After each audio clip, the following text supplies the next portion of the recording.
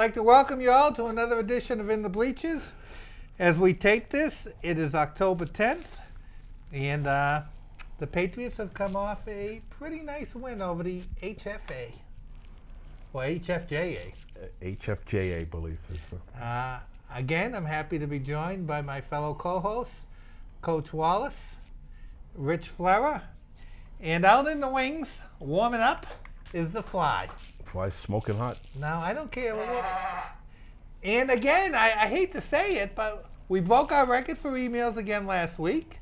I guess if the coach drops a couple of F-bombs, people are going to write something. Well, even if it's subliminal. And we'll let you chase that one down. All right, guys, let's get on our bicycle. And we'll start right off with the Kansas City Chiefs. Kansas City, who tries to stay under the radar. Well, they got out there. In fact, they're showing up on the map the same as Philadelphia right now. And I guess our old buddy, Matt Castle, who was very serviceable for us during our time of need. 11-5, good guy. Yep. He got hurt, and they had wanted Brady Quinn, which blows my mind. Why you'd want him. And they booed him. And they've been getting under a lot of heat about that. And guys, I'd like your take on that, with what your feeling is if a crowd starts booing a player for being hurt. Rich? Well, I guess I'll just echo the sentiments of the offensive tackle there, Eric Winston, who had a soundbite for the ages, if you haven't heard that already. Completely ripped the fans and said he's been in football a long time, played at the University of Miami, which I'm sure they saw some ugly moments down there. He said this was the most disgusting thing he's ever been a part of, and that's pretty loud coming from one of your star offensive tackles. I think it's ridiculous. If you want to boo him as a quarterback, that's fine. You should never boo someone who's legitimately knocked out on the field. It was a scary moment for him and his teammates, and for the fans to cheer. I actually heard someone referencing today that it was like, you guys would probably know better than me, it was before my time, but there was something that happened in a game, and it was maybe Philadelphia, Detroit, but the ref made a bad call, and a guy threw a whiskey bottle onto the field and hit the ref, and the ref started bleeding, and immediately they were booing the refs, but then immediately all the boos went to cheers and stuff. Right. So there's a few times where fans need to use their discretion. Again, the Patriots booed Hugh Miller years ago when he got hurt. So I mean, this isn't. I mean, this happened right here. Fans should use their discretion, and I mean, these guys are human beings. I'm just saying, we're the home of the Patriots, where Monday night we had fans urinating on each other, where we didn't get a game for 21 years. So I'll give you my thoughts, and then we'll let the grand old master speak. First of all, you used the word fans. This is just a pet peeve I've had forever. At a certain point, you're not a fan. You're a person that paid for a ticket in the stands when you start booing a player. I don't care, fans can boo a slump, but when you start throwing stuff at people, whiskey bottles per se, or you start booing someone got hurt, you've lost the right to be called a fan. Now you're just a piece of garbage that happened to have enough money to buy a ticket. I think it was disgraceful, especially they say Castle is very big in the community, lives there year-round, and to do that, I think was pathetic. But you'll never hear me say the fans, because anyone that did that's no fan. Coach? Well, how the heck can you top that?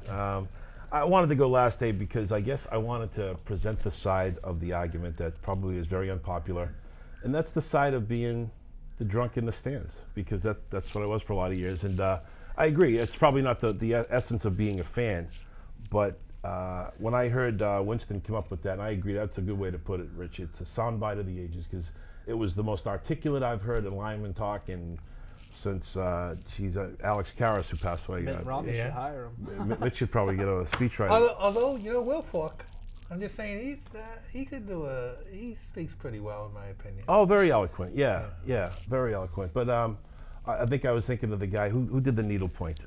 Used to be on Rosie Greer. Rosie Greer. Rosie Greer is a very eloquent guy too. But bottom line, I mean, I remember sitting in the stands with the old Foxborough Stadium when Steve Grogan went down, and I'm not gonna lie to you, I was pretty happy about it.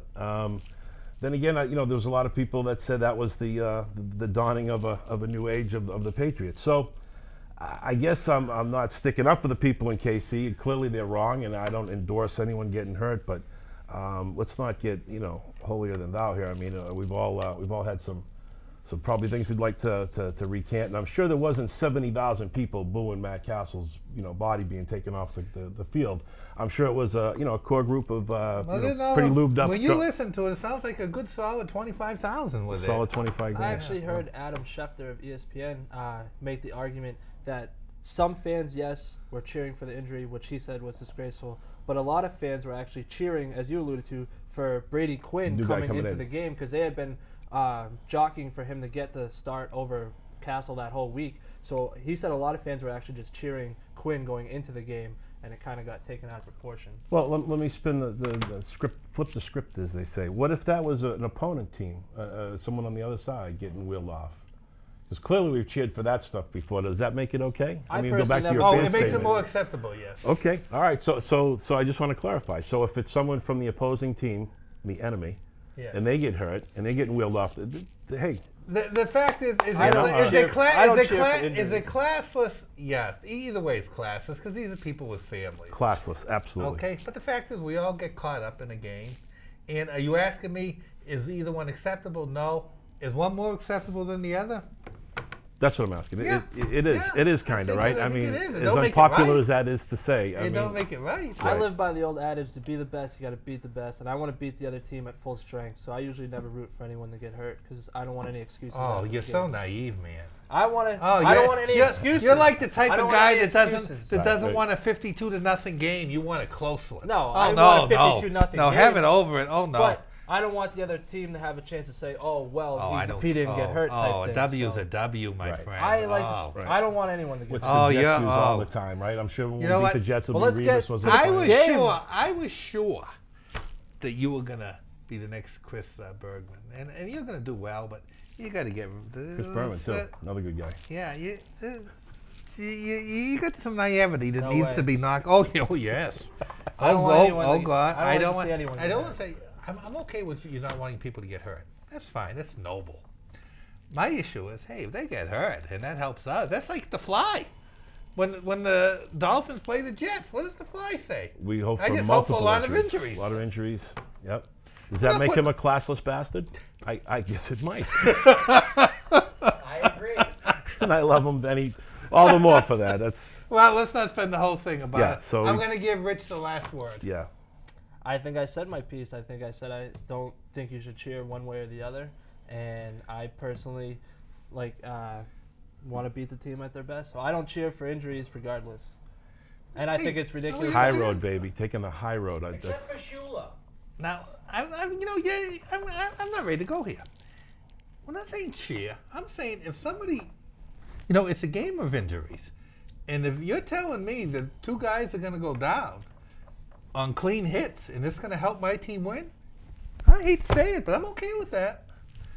I'm okay with that, and I don't need to beat them at equal strength. Everyone has injuries. We have them. They have them. If it gives me an edge, I'm fine with it. Would you put a bounty on it? Fair enough. Absolutely not. Okay. All right. I just wanted to see how far that line was being crossed. Oh, only because I'm cheap. I'm not sure it was noble. We'll move forward. We may end up. We'll have a few people that won't be thrilled with that little exchange. It's all going down the rabbit hole a little bit. So here we go. And what you did 20 years ago during a drunken stupor, you passed the statute of limitations. I think friend. hopefully I have, or else I'm in big trouble. But in any case. All right, let's talk about the game as a whole now that we've gotten that out of the way. Rich? It was a great performance. I think the new name of this offense needs to be the Tommy Gun offense because they go at an excelled rate, average of 15 seconds in between plays. The defense came up with the big play when they had to. The defense has now forced 14 turnovers in 5 games. That is a huge number, nearly 3 per game. Big Vince got his 3rd fumble recovery of the season. The ball just seems to find him. 38 first downs in the game is the most by a Patriot team since the 70 merger. Also, interesting stat. And Ridley got his 3rd 100-yard game of the season, and the first time since 1978 the Patriots have had back-to-back 200-yard rushing games as a team. Wow, 78. So a lot of first in this one. We were still in high school. I was too. So the rushing offense for the Patriots is 3rd in the NFL. That's crazy. I don't think anyone predicted that going in. They have 10 rushing touchdowns, 5 20-plus yard run plays. So this offense is clicking on all cylinders. The running defense for the Patriots, which I said is going to be one of our strengths going into the season, they're 8th in the NFL. They only let up 82 yards a game, and they've only let up 2 rushing touchdowns.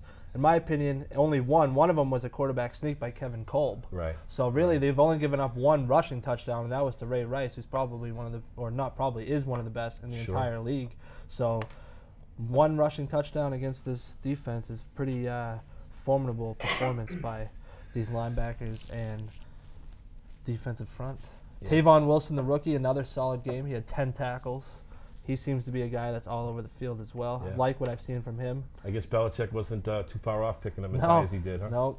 He got ridiculed for it. Everyone was kind of like, what is he doing? Yeah, still upset about Mankins' pick, too. I guess I'd get over it. But that's, I mean, that pretty much covers it for me. I think the offense, the way that they go at such an accelerated rate gives the running offense a chance to succeed more because the defense isn't set. They get the defense caught off guard because, like they've alluded to, they keep all the defensive backs on the field, and then it's downfield against smaller guys, and they're just clearing holes out for these running backs.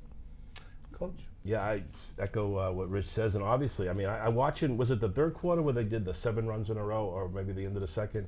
I had never seen that many times. I can't remember when the Pats ever handed the ball off that many times. Yeah.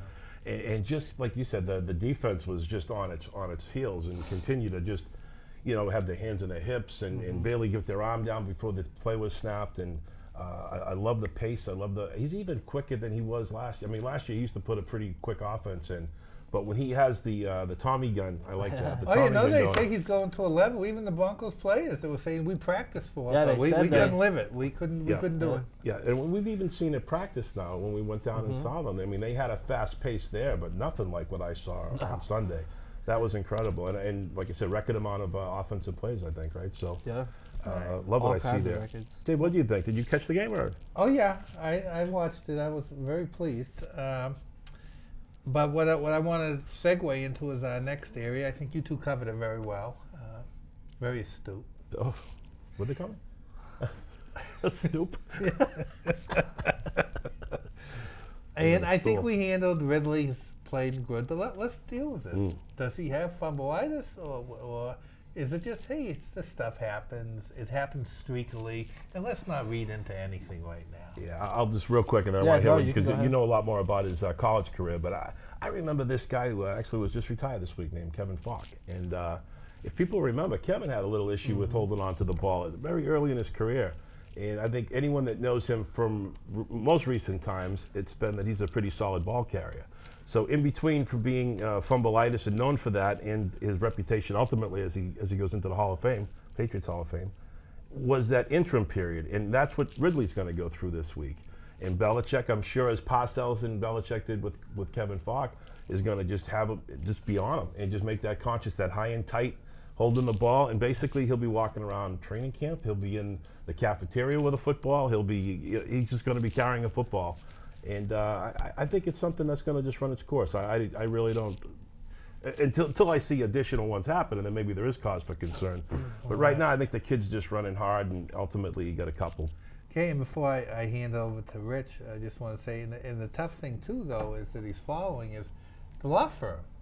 Yeah. He never laid one down. Until he went to Cincinnati. Yeah. 2 weeks well, in that's a row. okay. Yeah, that don't count. It's a high bar. But the law firm from here, bar. It's who he replaced. Yep. And he never laid one down, wearing the colors. Yeah, so there's no room for error there. So. Yeah, so I mean, it is a high bar he's coming into. Rich? I totally agree. I think Ridley will be fine. I think if anything, this is something that could help him become better. Like as you said, some guys earlier in their career, for whatever reason, have fumbleitis. You mentioned Folk. Some other big names, a guy like Tiki Barber, who fumbled all the time. Adrian Peterson. First two I now they don't fumble. Tiki didn't fumble at all the rest of his career. Right. Peterson doesn't fumble at all anymore. It's funny though, but you know, forever though, if you ask me about Tiki Barber, the first thing I'll tell you is he couldn't hold on to the ball because that was his entry into the end of his league. career. He didn't fumble for like the last couple of much seasons. like Fox. Now let's touch base here. But real quick on Ridley. Sorry, I just want to say a lot of Patriot fans talking about the draft earlier. Was you said Mankins? Yeah. Patriots got ridiculed for not drafting Mark Ingram in that first round and trading down, and they eventually got Ridley in the third round in that draft. Right. I don't think anyone's complaining about not having Mark Ingram anymore. No. What I want to touch base is, do you know about his college I mean, did he? Yeah, have he played at issues? LSU. No, I believe he only fumbled twice at LSU in his 4 years. All right, well then that tells me something. I think, like I said, I think he'll be fine. I mean, it's a different level, but he's got it now. And having players behind him playing well, like a Bolden and a Woodhead, and even Vereen, who got a rushing touchdown, is capable. They said they love his hands. They tried to hit him on a wheel route in the red zone as well, but he got pass interference that set up a 1-yard touchdown. They're looking for Vereen in the red zone. Knowing that he has that competition behind him will only give him more incentive, if not any, if he didn't have enough already, to hang on to the football and practice that, because he knows he could lose his job at any time. Great point. Okay, the defensive backfield, I still see that as the Achilles heel. What do you guys think? I think they've got a decent amount of pressure now, and I think now that they're going to dial in a few more blitzes, I think that'll be something that gets better over time. I think they're serviceable. Again, I think it comes down to a lot of the time we're giving the opposing quarterback. But you're starting to see role players emerge. You're starting to see Arrington pretty much. You don't hear his name called a lot, so that's a good thing, right? And I think Gregory getting back in the field will help. Chung, as long as he can stay on the field, I think is a solid player, serviceable. And McCourty's got a couple of picks already, so I guess I don't see it as an alarming as a need as you might, but I'm not saying you're only alarming. a week away from it being a real problem. I'm not saying alarming. I think I put it the same as if you have a great yard. Well, you're going to go towards, is the garden need weeding? In other words, they're a good team. Component of it, yeah. And so you look and say, where is the one area that maybe we need to shore up, and that's where I look. Compared to last year, I don't think the statistics lie. Right. They were better. Right. They were a heck of a better team. Rich? I think they'll be fine. One thing that is underrated in the secondary is Arrington and McCourty are excellent in the run game. They come up and make tackles. I know everyone talks about that play that McCourty missed in the Ravens game on Pitta. Right. But if you saw him in Baltimore, he came up and made some good hits on McGahee, and they really shut him down from the corner aspect of it. I think they'll be fine. A kid that made some nice plays, and we saw him during camp, and I think you mentioned his name to me, was Alfonso Dennard, the 7th-round pick from Nebraska. He made some really good plays on Decker. Manning went to him 2 times in a row on the same red zone possession, and both times Dennard was up to the task and made it incomplete. One time just completely ripped Decker's arm off of the ball, forcing the incompletion. I think McCourty will be fine. I don't know where Raz Dowling is. He's nowhere to be found. A couple of plays I saw, I didn't hear his name called at all. I saw him running off the field once, so I know he did get some snaps. But I think they'll be fine. As the season progresses, they'll get more comfortable as a group. Don't forget that there's some new faces out there, and they're still kind of gelling as a unit. So I think as the season progresses, they'll get even stronger. I think they'll be fine. Real quick is, I know it's premature, but ain't there times when you watch that game where you kind of thought of the Rabel and Vuski and Ted Johnson days when they were stripping the ball and the Guinness? Remember? Some real fire in the belly. I mean, because in the last few years, even though we went to the Super Bowl, we haven't had the defensive guys that were really the game changers and stripping the ball the way it used to be. In the old days, you knew Vuski or Johnson or Rabel was going to step up. And I'm beginning to feel that's what we got here. Yeah, you felt you had a chance to win a game that was 17-10 or something. Oh, and I heard a great comment from someone there saying, well, they didn't fumble it. And the person replied, well, yeah, they didn't do it on purpose. We caused that fumble, And I just, it's reminding me of the days when you could count on the defense. Yeah. Yeah, Rob Nikovich forced both fumbles on Sunday. Huge, isn't he? He's a playmaker. Well, guys, I think the Welker thing doesn't even deserve our time. And as far as the Jets controversy, let's just hope it keeps on going. Oh, that's fun to watch, isn't it? That's just. I don't think we need to hope. I think it's. Oh yeah, no, that's an explosion waiting to happen. As you guys are aware, there has been a benefactor who has been paying me money to stay off the air. I wasn't sure that the envelope was going to show up today, but money well spent by whoever that is. Yeah, and so I guess with that being said, as long as the envelopes keep coming and if they're paying, it's kind of like when they pay the farmers not to grow corn. I'm being paid not to be on the air. So with that being said, same thing, Dave. It's exactly the same as farmers getting paid not to grow corn. Yeah, that's the first thing. Excellent analogy. Excellent analogy. Thank you, guys. Thanks, fellas. Okay, we're going to turn it over to playing the sit-em, and me and the Fly will do the old abracadabra. Yeah, he's bailing you out. We'll get into that a little later on, though. All right, David. All right, on to the start sit-em. Last week did pretty well. If you had Reggie Wayne in your lineup, you were benefiting greatly as he put up a huge career day for him. and that starts us with the startums. Ben Roethlisberger at Tennessee, start. Phillip Rivers versus the Broncos. Trent Richardson versus Cincinnati. If you don't if you remember correctly, Richardson had a huge day versus the Bengals 4 weeks ago. He had over 100 yards, 2 touchdowns. Rashard Mendenhall is back for the Steelers. Start him. Willis McGahee at the Chargers. Start him. Reggie Wayne again at the Jets. No Darrelle Revis. Start him. Darius Thomas of the Broncos versus San Diego. Start him. Brent Selleck, a tight end you can probably pick up off the waiver wire if you're having a bye-week blues. Now Selleck is which one? The tight end for Philly. For Philly, okay. He's playing Detroit. Detroit gives up tons of yardage to opposing tight ends. That's for sure. And a sleeper defense that you can pick up. I actually picked him up last week and played him and benefited the Rams taking on the Dolphins. The Rams are a sneaky defense to play, but they have a great pass rush and a good secondary. As far as deeper leagues, if you need a quarterback, I know Drew Brees and some other quarterbacks are on buys. If you're in a deep league and you need a quarterback, Brendan Whedon could benefit you from the Browns. Last time he played the Bengals, he had over 300 yards and 2 touchdowns against the Bengals, and he was clicking last week versus the Giants. So look for Brendan Whedon if you need a 1 week plug-in. There's worse. I need one now that Castle's out, and I've got, I don't know in your fantasy league, but I get the flex, position, so you really, you have the second quarterback option, and I'll take you up on that. Whedon's a sneaky play. As far as sit-ems, Matt Stafford versus the Philadelphia Eagles in Philly. Tony Romo versus the Ravens in Baltimore. Ahmad Bradshaw, I know it'd be tough to sit him coming off a huge 200-yard game last week, but he's playing the Niners. Sit him. Steven Jackson playing the Dolphins. Don't play anyone versus the Dolphins as far as running back is concerned. And even though we just talked about him, gave him high praise, Stephen Ridley, Seattle is the second best run D in all of football. Very hard to run on him. I think we'll be going to the air a lot. Stevie Johnson facing the Cardinals. Patrick Peterson looming. Don't play him. Jordy Nelson versus Houston. Jordy Nelson just can't get it going this year. No Greg Jennings. He's receiving a lot of defensive attention. Don't play him. Martellus Bennett, same thing against the Niners. He'll be seeing a lot of Patrick Willis. And a defense that a lot of people play. Don't play him this week. Seahawks, I think the Tommy Gun offense operates. Time to sit the Seahawks down, although they're going to be a formidable defense to go up against. And then real quick, some waiver wire. I mentioned a lot of teams are on bye weeks this week. If you need some waiver wire pickups, Alex Green, Green Bay running back, Cedric Benson out 8 weeks. Probably pick him up. He's going to start. Vic Ballard, the Colts running back. Donald Brown is out 3 weeks. Pick him up.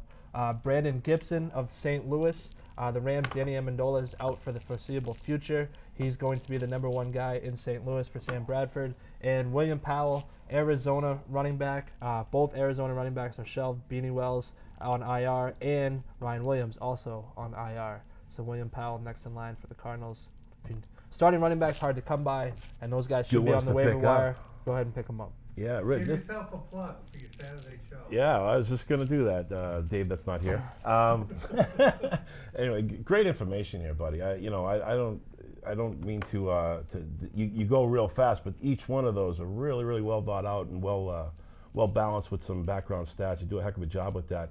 And last week we talked about you premiering a show on WGAM, and last Saturday. Yeah. The Thank first, you for calling in. Sports Fan Insider. Sports Fan Insider. It's Saturday mornings from 9 to 10 a.m. I cover fantasy. I go through games of the day to watch for college football. Give you some Sunday pick'ems for NFL. You can call in. Give me a call. I'd love to talk, whether you agree, whether you disagree. We can have a good banter back and forth. Sports Fan Insider, 9 to 10, WJM, 900, 1250 a.m. Very good, buddy. And I did call in, and it was right after you made your prediction, your bold prediction of Miami beating the Irish. And, yes. I happened to be at the time with a whole bunch of Irish people. The Irish shellacked at a bar that early in the morning. Yeah, I know. It doesn't sound right. But it wasn't a very impressive because actually the Irish come up and one of the few things you didn't have right last week. Well, I'll say this, though. On the very first play of the game, Miami dropped a touchdown that would have started the game off all guns blazing for the Hurricanes. I think that game would have been drastically different. That guy actually dropped 2 that drive. He dropped another one 2 plays later. And then on the ensuing drive for Notre Dame, they dropped a sure pick that would have Miami had the ball in a short field. Couple of plays early on, but then after that, I think Miami was hanging their heads, and they didn't make the plays that needed to be played. Yeah, Notre Dame's very, very good. Fourth quarter looked like they would just Notre Dame hasn't let up a touchdown in 3 games. Yeah, there's a lot of people in Merrimack. They're very happy about that, and I think Brian and Pat maybe might be a little upset. Well, anyway, we're joined by my brother, The Fly, also here in instead of Dave, or in lieu of Dave, as Dave's getting paid off to not show up these days, which, hey, if that's what you can get, people would be paying me a lot of money if I could get that. But yeah, $1 a buck. in any case, let's talk real quickly about how we did last week in the Fab Four. And, you know, real quickly, you guys aced it, 4-0. I want to apologize to the city of Merrimack. I totally apologize for that. That was a screw up. Well, you were trying for 0-4 for Dave, so that does tell you a lot about the quality of picks we get here. But I think it was the hat. it was the hat for sure.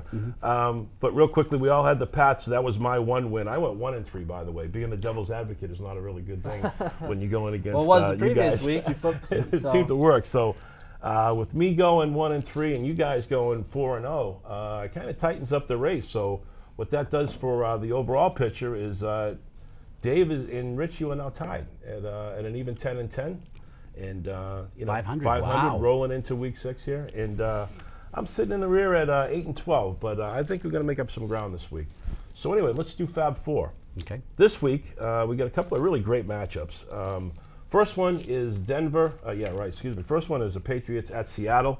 And Scotty, why don't we start with you? What do you think of that game? Once again, I'm a homer, whatever you want to call it, homer, homely, whatever. The Pats. I just can't vote against them. So, and they've been good to me so far. I'm 3 for 3, and we're going right down. It's We're hard, just going to follow especially that, when baby. there's no spread involved in these picks. This is just a win 'em. Yep. I would agree with you. I'm going to go the Pats too. Rich? I'm going to go with the Pats. There's no replacement refs to give a phantom call. So Really nothing Pats. going on there. All right, off to game 2 of the Fab Four, and that's Dallas at Baltimore. Again, a very, very interesting game. Rich, why don't you start out?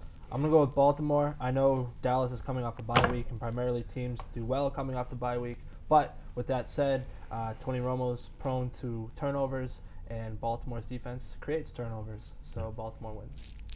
I got to agree with Rich. Romo just is not the guy that everyone keeps touting him to be, and I think it's finally showing that he's not the elite quarterback that everyone wants him to be, and Baltimore's just too tough on defense. It's another Raven pick. Yeah. Yeah, I like the boys here. I think Romo comes in, surprises everybody. I think Baltimore is going to be letting down a little bit. I think it's a classic trap game. And, you know, I'm going to go with the boys just to be that devil's advocate. Next game, real quickly. We're on the 2-minute warning's been given, actually. Green Bay at Houston. I'm going to go Green Bay just because Brian Cushing just went to the IR. He's out with Huge a torn loss. ACL. Huge Oh, loss. I huge think Aaron loss to Rodgers Houston. is fuming from that loss against the Colts. Give me Green Bay. All right, we're going to go Green Bay at Houston with Rich. Houston, that kid A.J. Watts on defense is just a beast, and I think they're just going to tear apart Green Bay defensively. It's definitely Houston. All right, and I'm going to go with Houston as well. Final game is, again, the late game is the New York Giants at San Francisco. I'll start with this. I love San Fran at home here. I think the Giants have been pushing it to get the record they have. I think they finally are exposed this week. Rich? I'm going to go with the Niners. They have the best defense in football and the best running attack in football.